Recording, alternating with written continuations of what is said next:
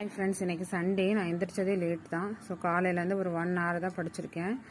எப்போயுமே சண்டே வந்து ஹவுஸ் இருக்கும், உமன்ஸ்க்கு வந்து ஒர்க் இருக்கும். பட் டுடே வந்து அமாவாசை. சரி, ஒர்க் எதுவும் இருக்காதே அப்படின்னு பார்த்தா அப்பையும் ஒர்க் இருந்துச்சு. ஸோ அதனால் இப்போ காலையில் 1 hour படிச்சுட்டு இப்போ தான் வந்து நான் அகெயின் ஸ்டார்ட் பண்ணுறேன்.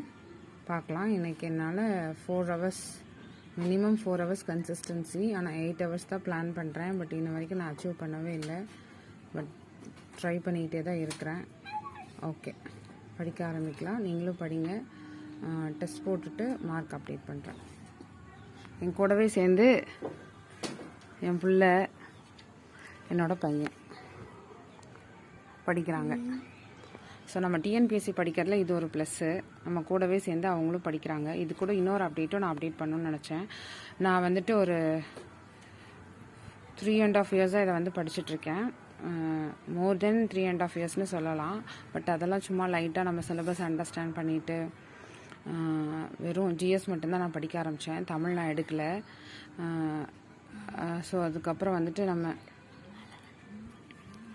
என்ன பண்ணேன் அப்படின்னா டியூஷன் எடுக்க ஆரம்பித்தேன். நான் டிஎன்பிஎஸ்சி புக்கை ஒரு டைம் படித்ததுமே எனக்குள்ளே ஒரு டிஎன்பிஎஸ்சி புக் இல்லை, நம்மளோட ஸ்கூல்ஸ் புக்ஸ் எல்லாத்தையுமே படித்ததுமே இதை யாருக்கா சொல்லி கொடுத்தா நல்லா இருக்குமே அப்படின்னு நினச்சேன். அதனால் நான் டியூஷன் எடுக்க ஆரம்பித்தேன். ஸோ லாஸ்ட் மோர் தென் 4 yearsஆக நான் வந்துட்டு இந்த டியூஷன் எடுத்துகிட்ருக்கேன். ஈவினிங் எடுக்கிறேன், மார்னிங்கும் எடுத்துகிட்ருக்கேன். இதில் வந்து எனக்கு தடைப்படுதான்னு கேட்டால் சில மெம்பர்ஸ் சொல்லுவாங்க, நீ அதை விட்டுட்டு படிச்சினா கூட சீக்கிரம் நேரம் போஸ்டிங் வாங்கியிருக்கலாம் அப்படின்ட்டு. பட் எதுவுமே வேலை பார்த்துக்கிட்டே நிறைய பேர் போஸ்டிங் வாங்கினவங்களாம் இருக்காங்க. ஸோ வேலையே இல்லாமல் படிக்கும்போது எனக்கு ஏதோ ஒரு டிமோட்டிவேட்டாக ஃபீல் ஆச்சு. அது இல்லாமல் நம்ம கேட்குறவங்களுக்கு வந்துட்டு என்ன சொல்கிறது, கேட்குறவங்களுக்கு பதில் சொல்லணும்னு அவசியம் இல்லை. இருந்தாலும் என்ன பண்ணுவாங்கன்னா நம்மளை ஒரு 2 நாளாவது சிந்திக்க வச்சுருவாங்க. ஆமாம், நம்ம சும்மா தான் வீட்டில் இருக்கிறோம் அப்படின்னு சொல்லிட்டு. ஸோ அதுக்காக நான் என்னோடய வீட்லேயே வந்து டியூஷன் எடுக்க ஆரம்பித்தேன். என்னை நம்பி எப்படியோ ஒரு 20 மெம்பர்ஸாவது ரெகுலராக இயர் வந்து அட்மிஷன் ஆகும். ஸோ இந்த இயர்லேருந்து நான் என்ன பண்ணியிருக்கேன் அப்படின்னா, என்னோடய டிஎன்பிஎஸ்சி நாள் அது மட்டும்தான் இது நிறைவேறிருக்கு. நான் வந்துட்டு டியூஷன் சென்டர் அமைக்கிறதுக்காக இந்த மேலே வந்து ஷெட் போட்டிருக்கோம். ஸோ இன்னும் வந்து ரூம்ஸ் கட்டல. ஸோ என்னோடய ஃபுல் சென்டரும் வந்து ரெடி ஆனதுக்கப்புறம் நான் உங்களுக்கு வந்து ஷோ பண்ணுறேன்.